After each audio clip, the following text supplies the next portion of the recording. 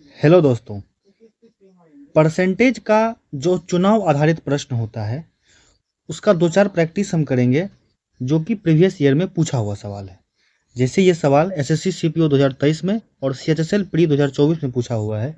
इसको हम लोग सॉल्व करते हैं कि 3 व्यक्ति पद के लिए दौड़े और उन्हें क्रमशः 1136, 7636 और 11628 मत मिले।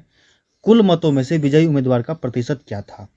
देखिए, हम ऐसा मान के चलते हैं कि पहला उम्मीदवार ए है, दूसरा उम्मीदवार बी है, तीसरा उम्मीदवार सी है। पहला उम्मीदवार को 1136 वोट मिलता है, 1136 वोट मिल रहा है,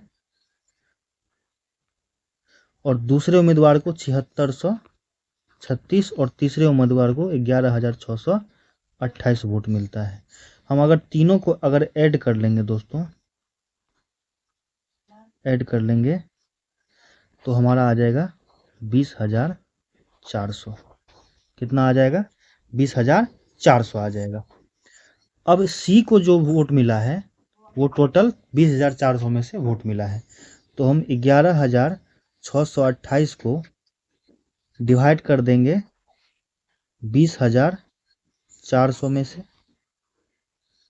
और 100 से मल्टीप्लाई कर देंगे, ठीक है। और इसको जब हम सॉल्व करेंगे तो हमारा आंसर आएगा 75%। 75% हमारा आंसर आएगा, ठीक है। अब दूसरे सवाल की तरफ हम देखते हैं। दूसरा सवाल है कि 2 उम्मीदवारों के बीच एक चुनाव में जिस उम्मीदवार को मतदान का 35% वोट मिलते हैं वो 15,900 वोटों से हार जाता है, तो पड़े वोटों की संख्या कितनी होगी? ये सवाल भी एसएससी सिलेक्शन पोस्ट में पूछा हुआ है। हम ऐसा मान के चलते हैं कि कुल वोट 100 डाले गए, हारने वाले को 35% वोट मिला और जीतने वाले को 100 में से 35 माइनस करेंगे तो 65% वोट मिला।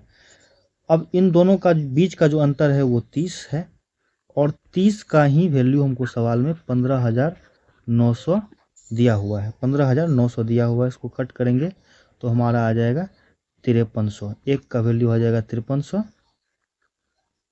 ठीक है।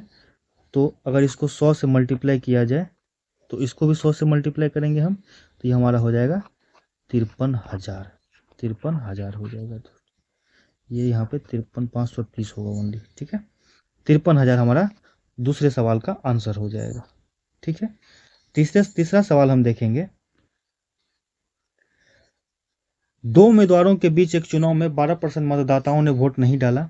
विजेता ने कुल मतों का 68% प्राप्त करके अपने प्रतियोगी को 2880 मतों से हराया। चुनाव में मतदान करने वाले मतदाताओं की संख्या कितनी होगी? हम ऐसा मान के चलते हैं जिन लोगों ने वोट नहीं डाला, मतलब 12% लोगों ने वोट नहीं डाला, उनको हम साइड करके हम ऐसा मान के चलते हैं कि 100% वोट डाले गए, जिसमें विजेता को कुल मत मिले 68% और हारने वाले को कुल मिले 28%। हारने वाले को 32% मिले। हारने वाले को 32% वोट मिले,